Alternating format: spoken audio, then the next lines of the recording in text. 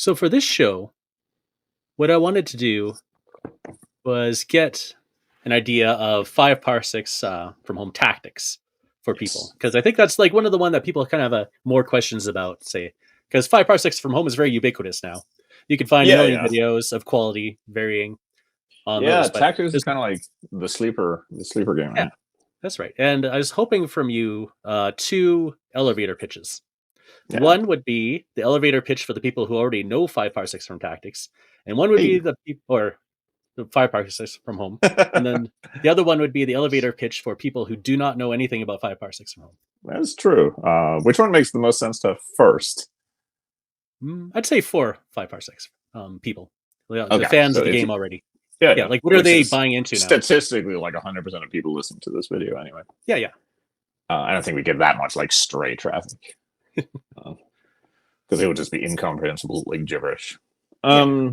Yeah, so if you already know 5 parsecs from home and you have either not heard of tactics yet or you've been eyeing it but you're not really sure.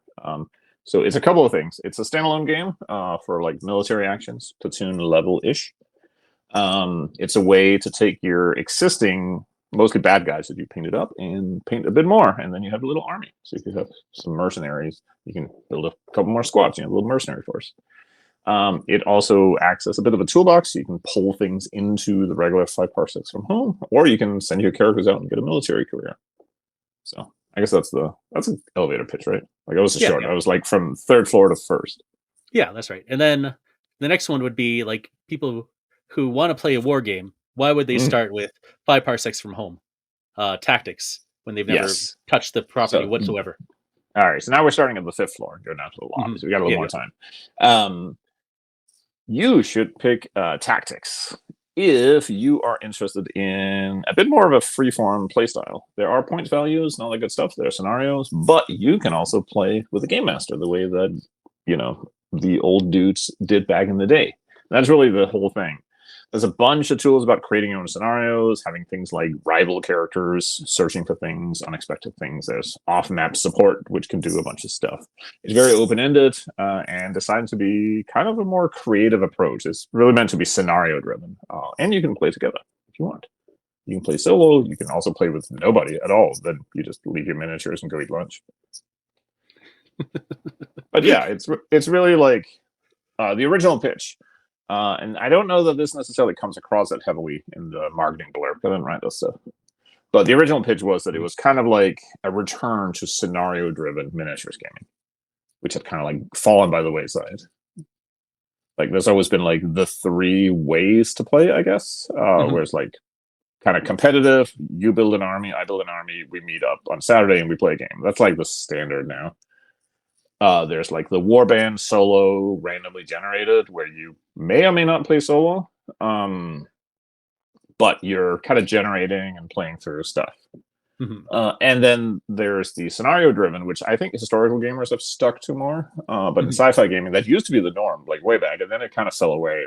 Uh, you can blame Warhammer if you want. That's usually Hmm. a Yeah. safe bet.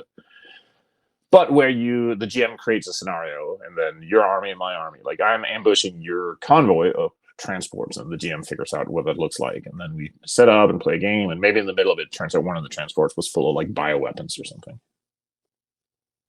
So that's kind of, just a different way of doing things and a way of appealing to a group of gamers that kind of hasn't been like served that well because it's just not a common one these days. So yeah, that's kind of and since the standard 5 parsecs from home covers the like procedural kind of warband style quite well.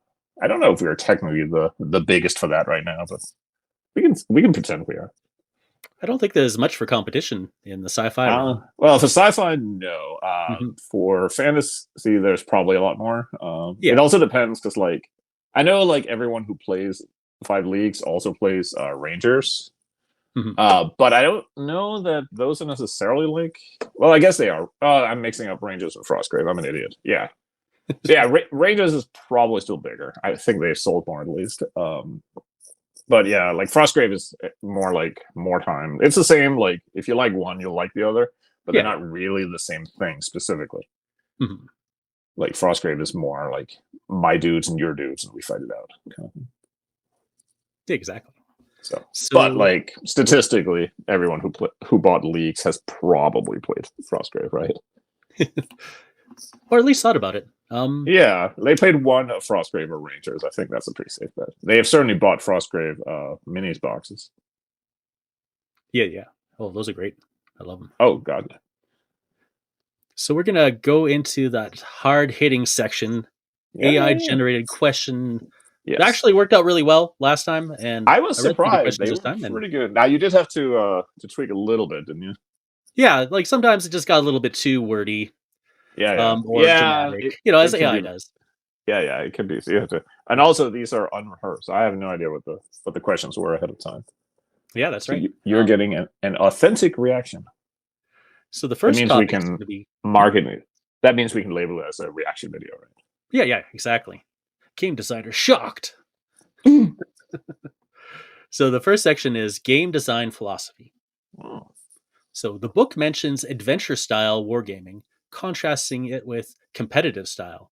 How do you balance the narrative driven player agency aspects of 5 parsecs from home tactics with a need for clear rules and a tactical experience? See, that's actually a pretty good question. Mhm. That's a great question. You just kind of put some stuff in the book, and then if players complain that it doesn't work, then you tell them they're doing it wrong. So in a way, it's almost, and this was actually a problem with because you have a certain amount of page count. I don't remember how, or word count. I don't remember how much it was, 50,000, 55,000, something like that. So there's only like, when you start doing things, if you want like a point system with army list, that's like a chunk of page or word count that you eat up. So now you have like only this much left. If you want a big section with scenario ideas, that takes a big chunk. Like, so the more things you try to do, you get less and less word count and space, essentially, like to spend on each of them, right? Mhm. And to an extent, you have to just, the way I approached it was that each of these would be like components to it. So like the point system with the units. So you build your squads, and each squad type has like different options, and there's all the different weapons now have points costs and stuff. And the idea was that if that works on its own and the rules are simple enough that they can interface together. So like if you sit down and play a just a pickup game, we each build our platoons, we go fight, one of the scenarios in the book. And that works okay. And then you have all the scenario stuff on the side, and that is all set to work okay on its own. Then hopefully when they interface, you will generally, because most people will come, I think a lot of people will do like, we'll build our armies using points, but then one of us, or maybe a third person, comes up with a scenario that we play. So it's like pick up play, but like with a little more like fun stuff, right? Mhm. Um, so I think, yeah, basically the approach was to make each of them kind of work independently, and then because you can combine the pieces in like a lot of different ways. So as Okay. opposed to like, I guess the opposite would be like this grand unified design scheme where like everything is initially built as a cohesive whole, but then you run into the problem that you can't pull parts out, and that Okay. wouldn't work here because it had to, like, my goal with it was that it had to, if you want to pick up the book and just play like Warhammer, like a more tactical Warhammer in a less over the top setting, Mhm. it, even though it may not be the best game for that, but it had to work like that. If you didn't want to do any of the scenario stuff, you just want to play like pickup games, it Okay. had to work like that. So you kind of have to go the other way. So So modularity is why yes, you like modularity that. as a choice, because in this case, that is what fit the best. If you're doing it over with a very specific goal that it is always going to be, scenario driven, it's always going to be, then you can do it differently, because then you can work towards that goal because you don't have to worry about whether pickup play like works. Okay. Yeah. The next question. You state that the game is a toolbox for you to employ however you see fit. Can you elaborate on this design philosophy, or do you have an example of a player created scenario or modification that particularly impressed you? Not that much yet for player created stuff, although stuff is starting to come out. We were just talking to a guy on the Discord who came up with this really like detailed mini system for like recovering like wounded troopers and having to like drag them around and recover them a certain amount of time and stuff. So that was really cool. Yeah, the modularity, you can kind of, there's different ways to do it. What I found like over the years is that telling people that they're welcome to make their own stuff is not very effective in getting people to make their own stuff. Because if you haven't sat and, like, for me, not because I'm a huge genius brain, but just because I've spent the time working with the game system, it's all very logical what you can and do and what won't work. But if you didn't do that, you have to pick that up, right? You have to spend the time. So a lot of people I think a lot of people are hesitant. They don't want to like write a scenario that then is garbage because they didn't understand how certain things work. Now it's a bad experience for their friends. If you give people like a list of things as a starting point, if you give them like 5 different ideas, then suddenly, because now you can look at those ideas and say, okay, if that's like suggestions for how it could work, I could do it in a bunch of other ways, but now I know kind of like where the starting point is, right? It's like when was it on stream we talked about like putting starter armies in books, or was that on the Discord? I don't remember. But it's like I think it was on stream at least once. Yeah. Yeah, it's come up where like it's really helpful, and I forget about it all the time because you can see like what an army ought to look like. You know, like okay, I need kind of around this. And then you can go build and stuff. So you're not wondering if your first game is like way too large because you don't know what you're doing. Then the game is complicated, or it's way too small and the game is boring because you don't have enough dudes. Yeah. So we got a listener question here from Von Comp. Oh, we got 2 actually. Yeah. Would 5 parsecs work well for Black Ops missions? And then those teams could also feature in tactics games. And a follow-up. Also, would it be possible to transition between both systems in the same scenario, or is this not needed? So there are stealth rules in parsecs. Okay, so I'm just gonna say parsecs when I mean 5 parsecs from home, and tactics when I mean tactics. That's like the easiest way. Yeah. Because otherwise the naming conventions get stupid. There are stealth rules in tactics, and you can, if you're familiar with, or not in tactics. Oh my fucking god! See, this is the problem. There are stealth rules in From Home, and if you're familiar with From Home, obviously the scenarios are very open-ended. We don't really tell you why something is happening. That's like up to you, right? So yes, you could have in your narrative, and you can pick out like make sure you're facing like military enemies or security guards or something. Yeah, in your narrative that could be a Black Ops mission, and then you could feed the result of that back into like the tactics like campaign system. So you might get a bonus for carrying out a successful raid or something that gives you a bonus in the how the campaign rules work there. Transition between systems in the same scenario is not really needed. They're both fully like standalone. Here's the thing: what tactics does is it adds additional elements on top for things like troops being like suppressed by fire, stuff like that, off-map support. If you're playing kind of like man-to-man, you typically don't want or need that. That's kind of off the. It's like people always ask if they can like use tanks in the 5 parsecs from home. I'm like, yeah, you can use the tactics rules for tanks and they'll work because they're fully compatible. But like your 5 dudes aren't going to fight a tank. Like you're just going to be a speed bump on the path too. So yes, it is all compatible for people who want to do stuff like that. But by and large, I think you're better off like just running the 2 games like side by side. So you do the military level stuff in tactics, and then if you want to like Black Ops raids or stuff like that, you can use From Home. I imagine a lot of people also just like pick the version of each thing they like best and like mix and match them up a little bit. All right, sweet. So the next question from the robots is, you use the term directed scenario gaming to describe the primary style of play. Yeah. What do you see as a key difference between this style and a more traditional tabletop RPG with miniatures? Yeah. Well, for one, it's trademarkable if you call it that. So that's very important. Certainly, that's important to the overlords. Yes, no, yeah, I don't think that's a trademark. It was basically a way of just saying scenario-driven gaming, but in a very specific way. That it's about creating scenarios, but like in an open-ended fashion to it. So I'm going to pull up the actual definition here. Okay. Which is there are two features. The first is that it is a scenario that has been purposefully created as opposed to one that you randomly generate or a generic scenario. So like a lot of games have a setup sequence for like you set up 24 inches apart and you set up some objectives and you do this. That's not a directed scenario. And if you randomly generated like 5 parsecs from home, that it has to be something that you sit down and create. And the second thing is that the scenario is actively being run by a person. That could be a game master, it could be one of the players. You could even run it like together.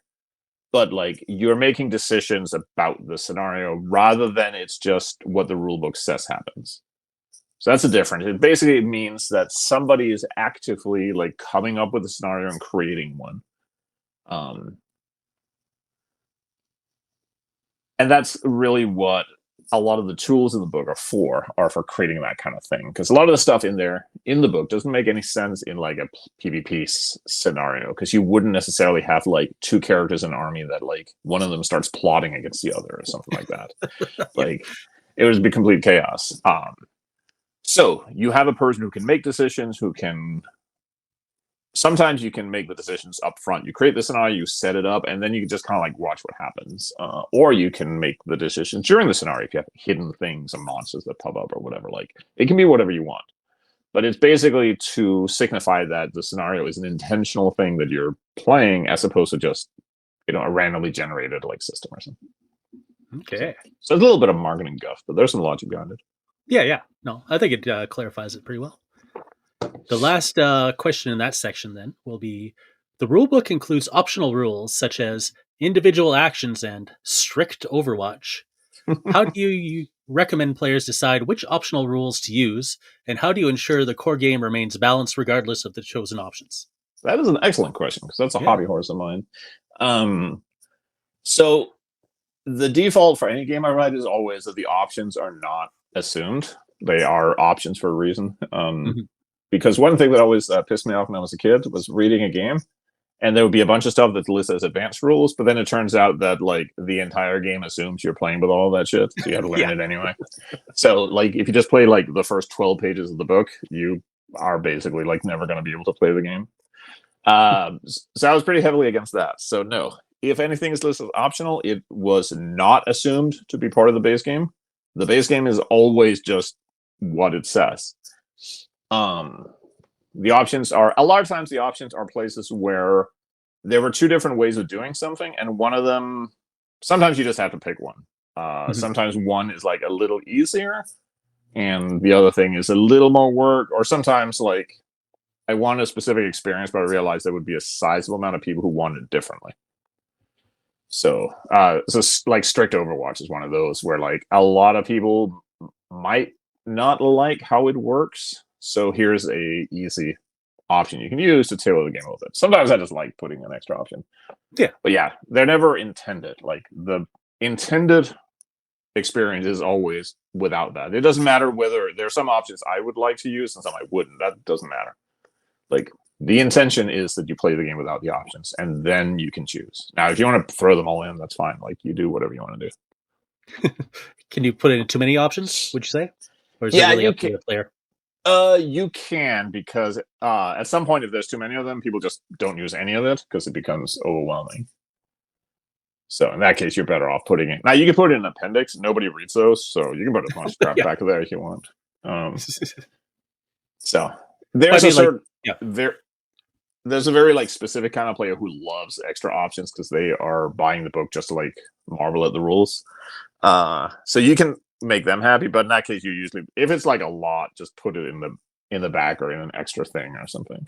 I think it's easy for a section because when you're reading through it, your brain is going to automatically assume that you also have to memorize all the options, even if you don't, because you might not use them. So keep it pretty tight. Our next section is going to be on world building and lore. Hey.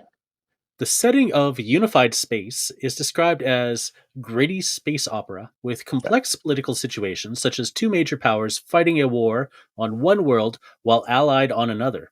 Is there real world or fictional inspiration for this political landscape? Not specifically, but it was kind of the absolute origin of the setting was this idea that if you had a like human empire that stretches the stars like you always do, then logically it would be like a gigantic mess to keep track of, because no matter how you communicate, by the time like a thing happens on planet A and that travels like across star systems, by the time that reaches like the other side of the galaxy, there might have been like years past, and like that war you started is already over and you're now friends out here. But now the news have reached the other side of the galaxy, so now they're going to war with the same dudes who are confused about why we catching strays. Yeah. So a lot of it was this idea, like, okay, if you actually have galactic civilizations, they would be so big and unwieldy that everyone is just making decisions on their own.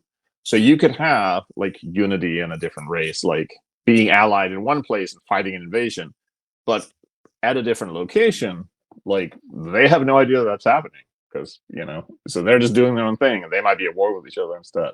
So that was kind of the idea, that it's just so unwieldy and so massive that and then like I'm not like, world building is not like something I'm an expert at or anything, but I always thought like you kind of set down like what's the core bits of your setting, and then a lot of things kind of follow from that. Mm-hmm. So that was kind of the logic with that, and then it just became like a unique thing, or which would be kind of interesting. So it makes it a little more. Plus, it works well for gaming because you can kind of do anything. Yeah, keep it flexible. Yeah, Strict like, lore isn't very fun. it can be, but it's like a very specific kind of fun. Yeah, Like I hate the idea that Warhammer is just like depressing all the time, 100% of the time. It's never ever good. Yeah, people have come up with like their own versions of it, where it's like less garbage. Yeah, But it's like with BattleTech, like you could basically like there's probably as much written about BattleTech as there is about like the Napoleonic Wars. yeah. So if you want to go, but you can still just like buy a box of mechs and say like, these are my dudes and we're gonna fight. Like you don't need to know any of that shit. You can if you like. So it's a very specific kind of like there's a certain kind of fan who like super likes all that stuff. I think I said it before, when I've pulled it online, uses like a third of the Parsecs players use the setting and a third will use like some of it, or they'll mix it with like their own stuff. Yeah. So you get a lot of like, well, isn't it funny that like the Star Wars Empire and Unity kind of work the same, have the same uniforms kind of thing. Yeah. It's kind of similar. Yeah. So if you want. But yeah, and then a third will just, there's like Star Trek or whatever, so it doesn't matter. All right. And the next question is, the timeline mentions several major events in wars, like the Hegemony War and the Horde Dominion War. How did these large-scale historical events influence the small-scale tabletop battles that players experience? Well, that's an easy question because they didn't. The game system, the game system existed first, and then at some point, I sat down and wrote out a timeline. Yeah. So it's actually the other way around, because when you have things like you have the Corinne that are renowned for being belligerent and fighting with everybody, so then I put. If you read the timeline, you'll notice that every time like a new race is discovered, immediately afterwards the Corinne goes to fight them, just to get it out of their systems. Yeah. Or like the Soulless, the robot dudes have. I think it's established somewhere that they showed up at some point to the galaxy and they're kind of newcomers. So okay, so then they need to have a point where they show up and start like. So it's the other way around, that what was already created in the game that sort of influence the timeline backwards. And then sometime when you get to do a timeline, you just get to come up with like neat, weird stuff. And you get to come up with like cool names of stuff, which is one of my favorite things. Is just naming things that allude to stuff and leaving players like wondering if there's anything there or if it's just a name for something. Yeah. And this kind of ties into the next question too. Species like the Soulless, Converted, and Horde each have unique origins and motivations. Can you discuss the process of creating the lore of these factions and ensuring they are distinct in their tabletop mechanics? Well, the easy answer is that you play a bunch of Quake 2 and Mass Effect and then you just take all that shit. Yep. So there's kind of a mix, because you get some of them are very obviously inspired by things in popular science fiction. Like it's not a super big surprise that like the soulless are basically like the Geth from Mass Effect. So in those cases, you take like the idea, but then you like change it up or modify it. So like the schemes and plans that the soulless have nothing to do with like how the Geth are in Mass Effect. Sometimes it's just like it's a very vague idea because we are playing a miniatures game. So like one of the minor races, the Hakshan, only exists because I thought that it would be cool to use like Fire Warrior 40k minis because they just look real cool. So I wrote a race that has nothing to do with how Tau work or how Tau are in 40k, but they were just in my head. They would be using that mini, so that's why they're there. Like the Hulkers are there because I thought people would want to use like Space Orc models, but maybe like repainted in more human skin colors. So I was like, okay, well in that case, we need like a big like genetically engineered like dumb dude. So sometimes, especially for a minis game, because you can obviously just be driven by like the miniatures. A few of the races are like created specifically for the game, and like again because it's a miniatures game first, usually the game function comes in. So we have like there's a bunch of different, like the vent crawlers and swarm and stuff are just there to have like creepy crawlies to like fight that won't ever like talk to you. So, which is different if you're doing a role-playing game. Obviously, you need to kind of start with all of the like society and things because you have to play them as people and characters. But for a miniatures game, we're starting from they're over there with 2 attack dice, and that's your starting point. A question AI would never ask is, do you have a favorite child? I only have one, so technically yes. Otherwise, he's going to be pretty sad. Yeah. For the 5 you Parsec mean races. in the game? Yeah, that was weird. I try not to. For player races, the one I'm like most pleased with is the Swift, the little winged lizards. They're technically inspired by the drawing, but they're a little different. But we managed to sneak because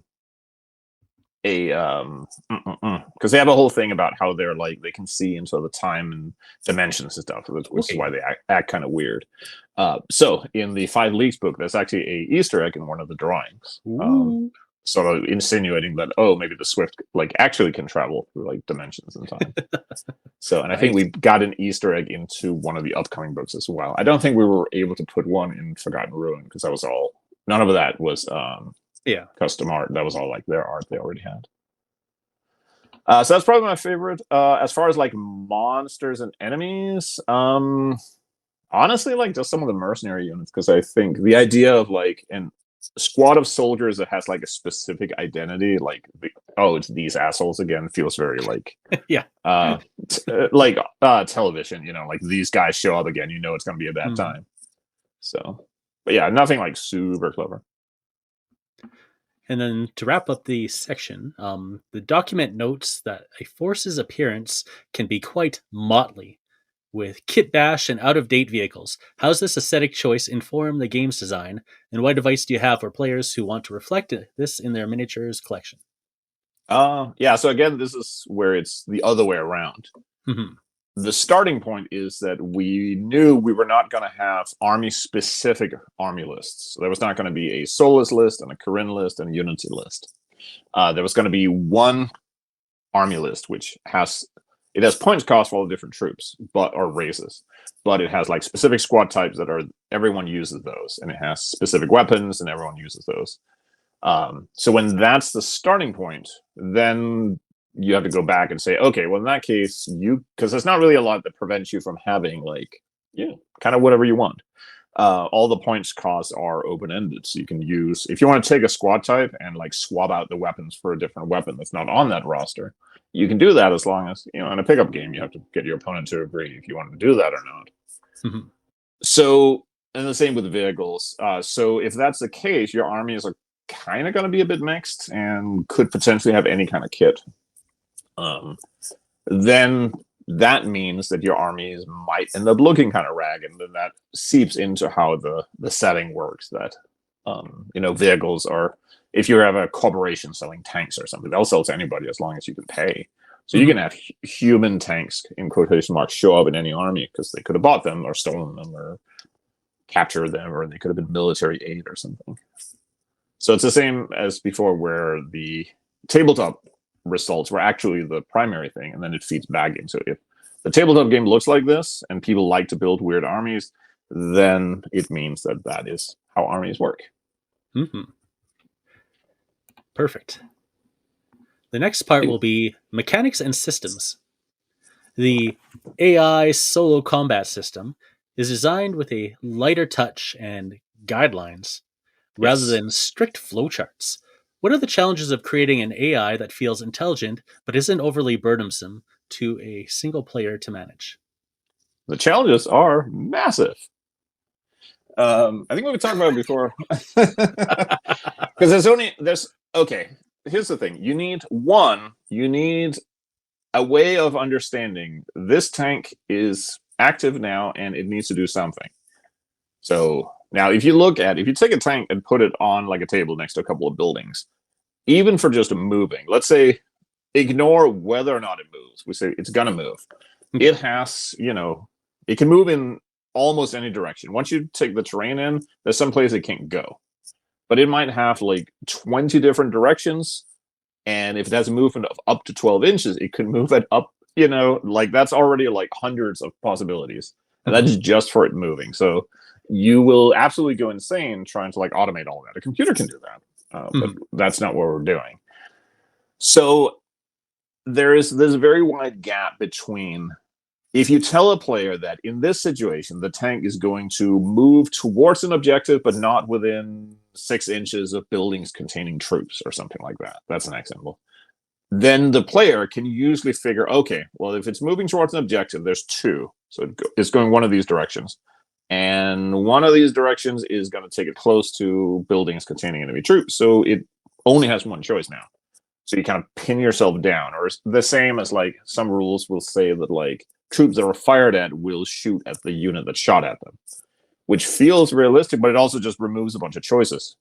Instead of 12 different units you can see, you're shooting back at that one. Now, a lot of solo games do have flowchart systems, and the Parsecs systems kind of are a flowchart. They're just more conversational. So it's like, if in this situation, do this. If not, then do the other thing. The big some people love random solo stuff where like an enemy unit will move in a random fashion, or they'll have a table they roll on to see what they do. I personally, when I play, I just don't want to roll dice for like every fucking guy on there. Yeah. If I have 10 enemy squads, because a lot of times it's like obvious what they should do anyway. If they're out in the open and are currently being shot to shit, they should move to some goddamn cover.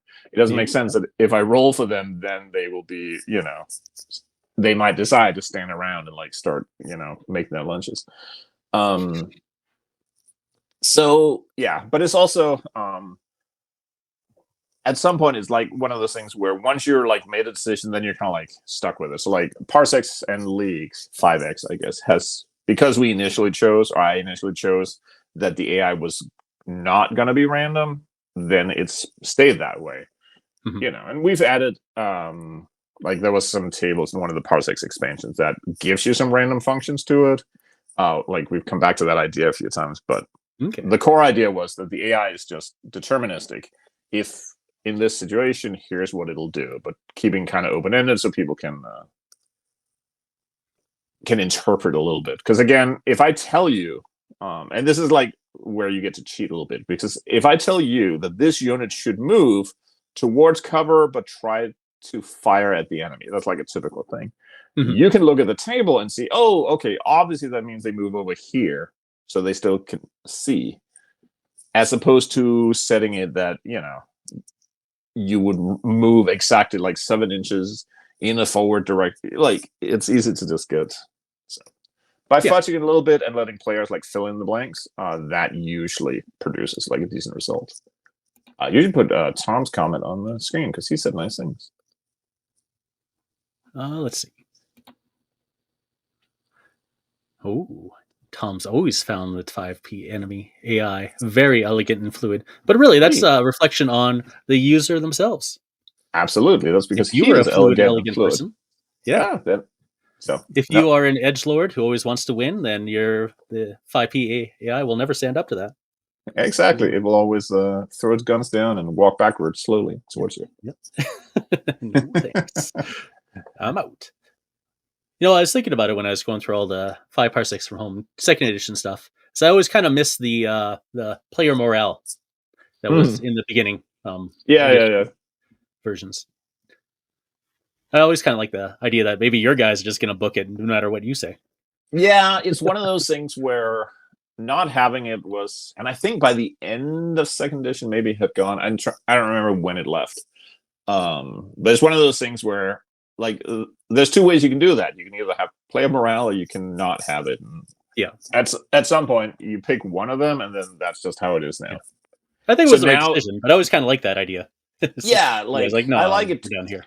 I like it too, but it's also the kind of thing that like people would probably moan about. So I don't Yeah, know. Like definitely. in the end, that could be literally like it could be either way, and sometimes Yeah. you just have to pick the one that goes. People sometimes ask, like, how do you decide, like, which is the optional rule or which is like in an expansion, which isn't? Is like sometimes there's just two ways of doing it. You just have to pick one. Like it's like you're making a sandwich. You have ham and turkey. Like Yeah. But if you really you like just the get. other one, that's when you put in the optional rules. Yeah, yeah, yeah. Sometimes you want to. Maybe I do want turkey, but not today. Yeah. Today is a ham day. Today's the hams. All right. The next question will be: the operational system provides a high level strategic layer for campaigns. How did you Hmm. design this system to be both engaging and simple, avoiding the excessive detail that can sometimes bog down large scale campaign games? That is true. Mostly by just not allowing.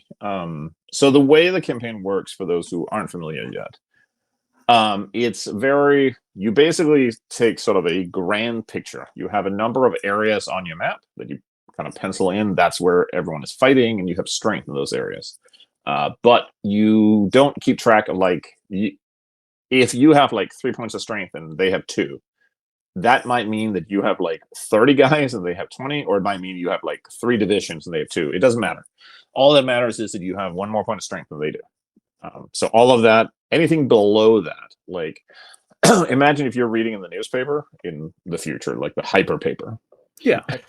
Like they're not going to tell you that there's 242 tanks in that army. They're just going to tell you that these forces are having, they're kind of winning in that area. So all of the detail and tracking and stuff, that is strictly on like your troops that you're keeping track of and carrying over from game to game, so they can gain experience and they can die and all that stuff. Mhm. But anything beyond that, we're just focused on like how strong are you in each of these areas, and then that's the focus on. So zooming like all the way out. Because I played like in a lot of, I think everyone has done this, especially when you're younger, where you like draw the map and you build like 200 Warhammer armies. You put them all on the map Yeah. and you move them all like one space at a time, and then like 2 weeks later, nobody wants to play anymore. You got like one game out of it Yeah. because somebody loses their army roster, or you mix up the armies or something, or somebody is fucking around and they have titans in all their armies or something. So that stuff is wonderful, but that was like the wrong vibe here. So you can still come up with stuff like that, but yeah. So it's very abstract on purpose to force you to just not have to worry about that. Okay. So you think it keeps up the flow much better that way? Yeah, in this case, because we're still trying to have like some like story to it. Like, All right. So the next question will be: suppression is a key mechanic in the combat rules, representing how units under fire are hindered. Why did you choose this specific approach for suppression, where it's tied to non damaging hits? And what impact do you feel it has on tactical decision making? yeah. So the point of suppression in the game is that when you get shot at, you are less keen. Like people don't want to be shot. Mm-hmm. So when they do get shot, they will tend to keep their heads down and not shoot all that well. So the way it works in the game, you can do different games will do this in a bunch of different ways. But the way I ended up going with it is that you count the number of hits the unit took, which did not produce casualties. So if a unit lost 2 guys, you take 2 hits, 2 guys die. You actually don't get suppressed. Now the guys who are dead are like quite suppressed, but the rest of them are not. If you took 2 hits and nobody died, you would have 2 guys suppressed. So it's kind of it's sort of looking at like if you count the casualties as being permanently suppressed, because they could be in a campaign game. Mhm. Those guys aren't necessarily dead, but they're Yeah. just hitting the dirt or whatever permanently. You can't rally them back. Um, so it kind of makes sense that way. It just feels a little counterintuitive because we're used to the idea that like taking casualties like affects morale, but morale is a separate thing from the suppression. Okay. When your squad is active, the number of suppression markers they have is the number of guys who will only hit on sixes, regardless of like their skills or bonuses or anything else. So it's kind of simple. It just makes it more difficult for you to fire back effectively. So in a heated fight, the other effect is that if you have really tough troops, like with good armor or high toughness, they will tend to take a lot of hits that don't kill them. So they will be suppressed because they keep like dudes have like bullets bouncing off their helmets and stuff. Yeah. It's like So a shell off the tank is still pretty yeah, stunning, like even if it you might doesn't get a pierce. you might need a change of underwear, but your tank is fine. Like if it went through, then you're not fine, but you have a different set of concerns. So it's basically it's a case where somebody very clever once said it's like deciding for effect, where like the end result works even if the step by step is not necessarily like specifically accurate. Okay. So Gotcha. The Von Comp has some questions. Will a future expansion allow for us to add super heavy vehicles? big ass tanks probably. I don't know if it would be on the size of like Bane Blades and like 40k because that's like real fucking big. Yep. Yeah, probably. I know we've talked about having a thing to play like even larger games, kind of like our version of like Apocalypse 40k. Okay. So yeah, possibly. I don't know if it's like real high on the priority. It just depends. The priority list like changes over time. And we got consider this a formal request for a quick reference sheet. Yes, I know we kind of screwed up on not creating one. So I'll see what I can have done. You just gotta have So Chris on retainer. He does the best quick reference sheets.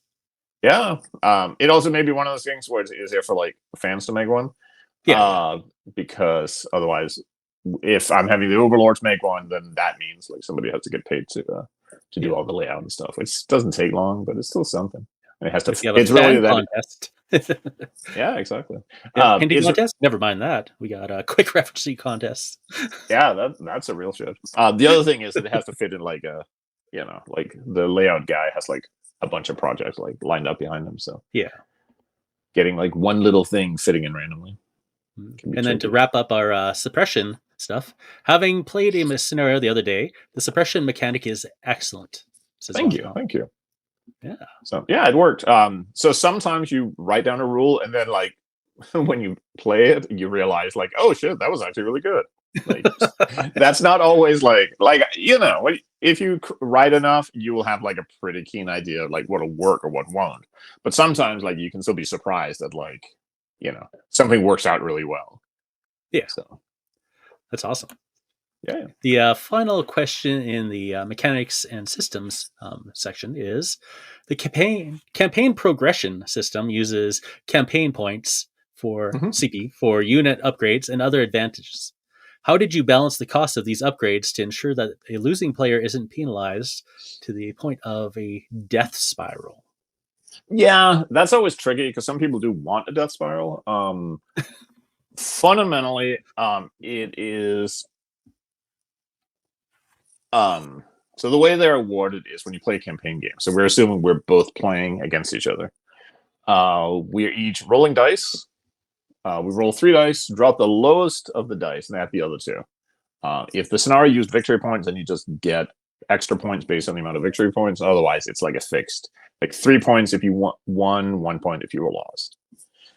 So the difference in winning and losing is not that great. Like typically, if you win the game, you get 3 more points than what you roll. If I lose, then I get 1 more point than what I roll. So they're Mhm. kept very close to each other, which over a very long time they could compound. But because a lot of the things you can buy are like fairly minor, and some of them are um, individual advantages that you can like being able to like go first or second in the first round of the game is that's a cool little thing to have, but it's not really like gonna overthrow everything. Yeah. But yeah, mostly just by ensuring that the points are fairly close to each other.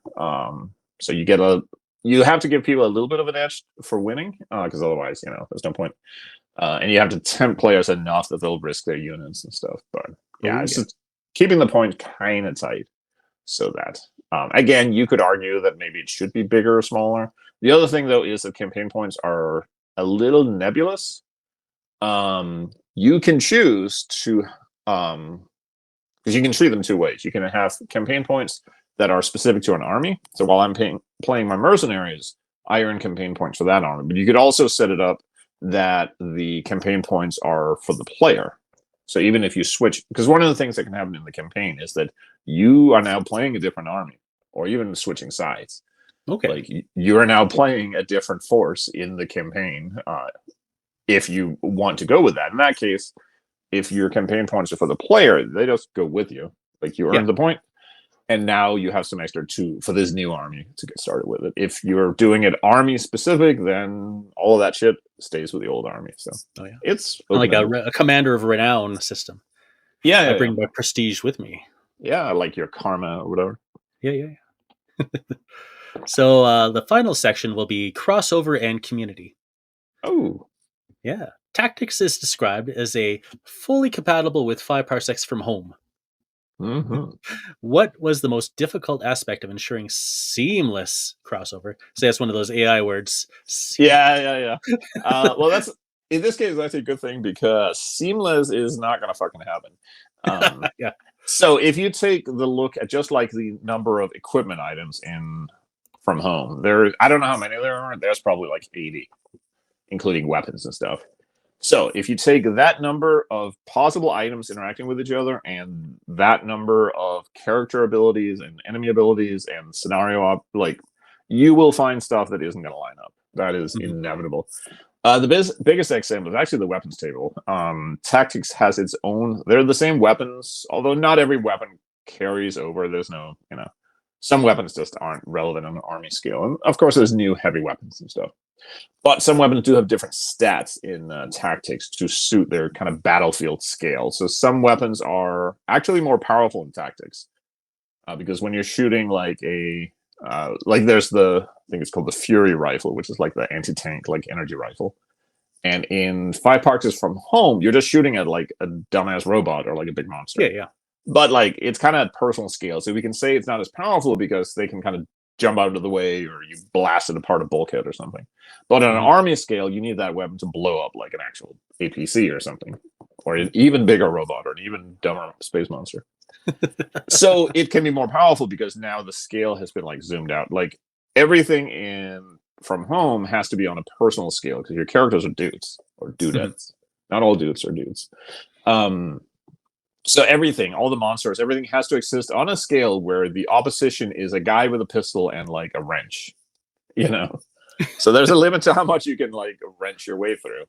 But in tactics, it can be a big ass tank fighting like a big ass monster. So everything zooms out and gets bigger.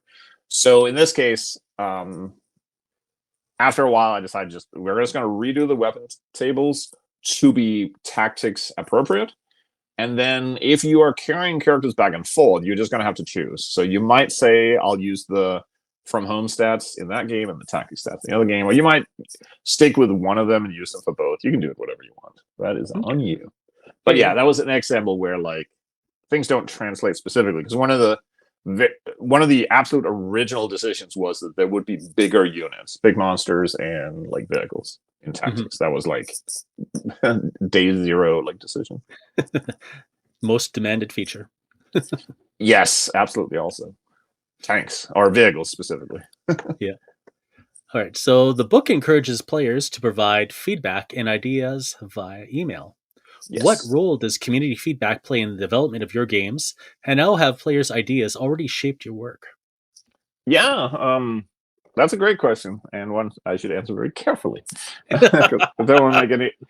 You're going to get a lot of feedback just writing, and that's good. But the feedback is going to be in different. You're going to have feedback that is really good. Sometimes that's like spotting errors, because like you're just going to miss stuff, or something is going to be mucked up, or something goes wrong in like the editing. Most of the time, it's my fault. Mhm. So, but you're also going to get sometimes people will see like the ideas you have. They'll just have like the thing that sounds so obvious that, oh, of course you can do that with this, but you never think of it because there's just only so many things you can think of. Or people will have ideas for like new things you could do, and those are all really cool. They might influence like some things that are in the some of the expansions and stuff. Um, was coming from people who suggested it, or people who had ideas, or even just people who requested it. Like a lot of the difficulty settings in From Home are from Yeah. people who just wanted more difficulty. It's like, okay, well then how could you do that? And then you come up with something. Some feedback will be stuff that is good, but like in a different thing.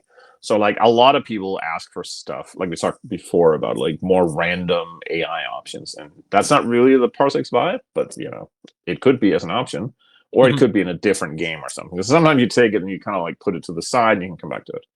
A lot of people will ask for like games that are like Cowboy 5 parsecs or something like, Yeah. or some of those are um oh, like I will, if people ask enough for something, I will finally relent, but I will try to resist as long as possible.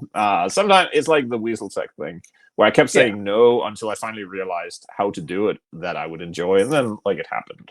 Yeah. Or like fantasy KPS was like a joke before it became a game. Yeah.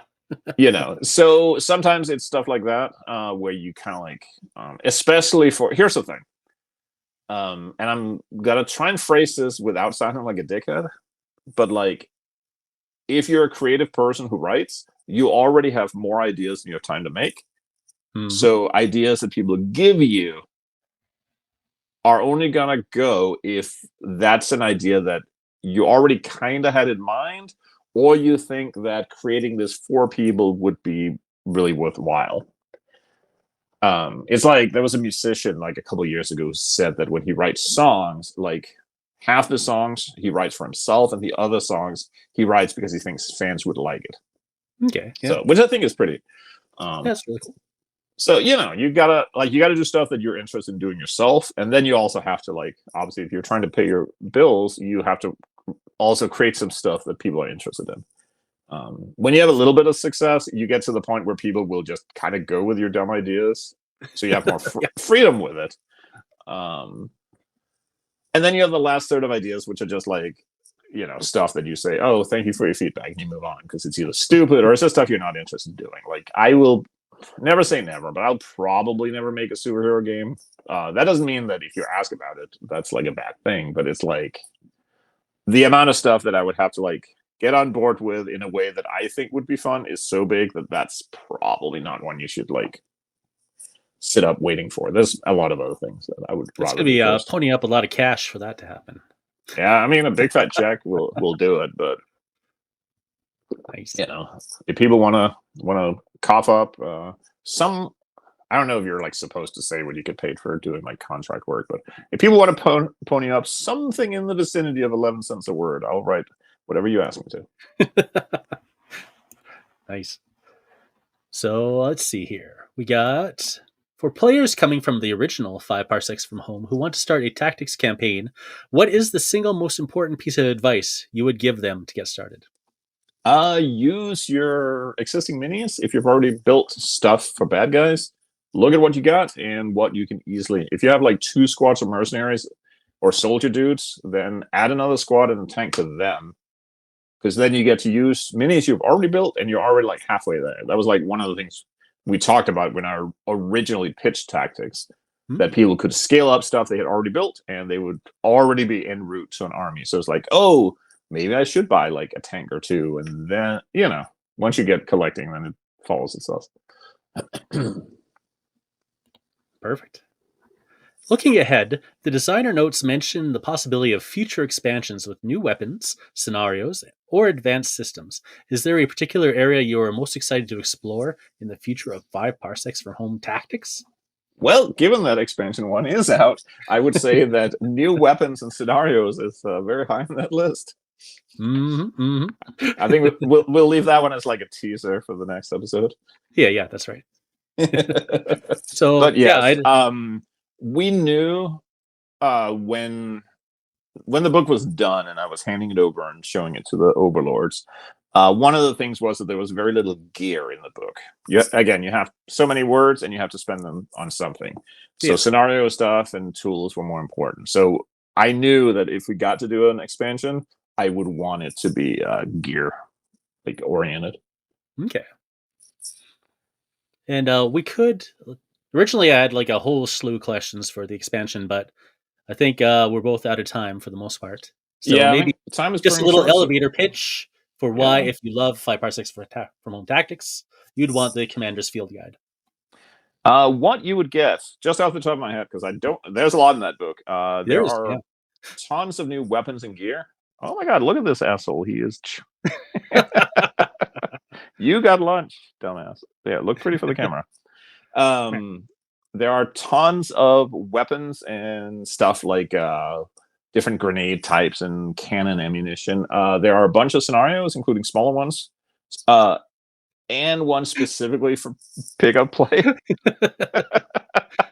There's a bunch of lore. If you are one of the people who are into the lore, who is into the lore, you can get the fearsome truth behind the Horde and the Soulless, actually. And there's a bunch of other little things. So there's some new unit types for like, I think there's a little section like Unity militias and stuff like that. So yeah. if you're a lore hound, there's a bunch of cool stuff in there. If you're a gear hound, there's a bunch of gear in there. And some of it is like weird stuff. So experiment with it. It's still. So if you like the weird stuff, then that's the book you want. Yeah, we were trying to balance it out between like the player versus player stuff, which is like a lot of the weapons and stuff, new ways of blowing up their dudes, but also make sure that it was still like scenario friendly. So it's like when we talked about like there's like the different ways of playing. There's like playing with a game master, playing kind of on your own, and playing like player versus player pickup game. So this is like focusing on like a couple of those aspects instead of trying to do all of them because it's an expansion. So yeah. And again, some things were put in just to get people like building and painting stuff because people love an excuse to go out and buy like new minis, right? That is 100% true. So when you see like new robot infantry or something, people will go like buy new robots. Bleep bloops, my dude. Bleep bloops. Von Komp said, boarding actions would be so cool. Would you say that tactics can do this well out of the box? Pretty well. I feel like the one thing you would want is like something for. I don't actually remember if there's a scenario rule for like zero oxygen environments or something. Maybe it's even in there. Yeah, you could do okay. The big challenge with boarding actions, I don't think it's actually the rules. It's that fighting in corridors can do weird things to your gaming table because you, by definition, have choke points. If you set up your table so that there are multiple paths to get to places, like look at how Space Hulk boards tend to work. They're not really realistic places, but they do usually have more than one way of getting from point A to point B. Because otherwise, you will get into this situation where like it's very easy to like lock down a corridor. It's just dudes shooting at each other from the doors. Okay, yeah, makes sense. Oh my god, Cat! He like highly recommends Field Guide as well. Lots of cool stuff. Loves the entries on drop troops. Yes, those were a fun addition. To add. And it was one of those where because we don't really do like specific army lists, but it was fun to add like examples of what specific units look like in the setting. That's something I definitely want to do more of later. Nice. So that was just an example of that. Yeah. I think that gives a pretty good wrap up of why people should buy 5 parsecs from Home Tactics and probably the expansion too. They should definitely do both. And if you want more expansions, then you should definitely buy the first one. That's how it goes. Everything is based on what sells, right?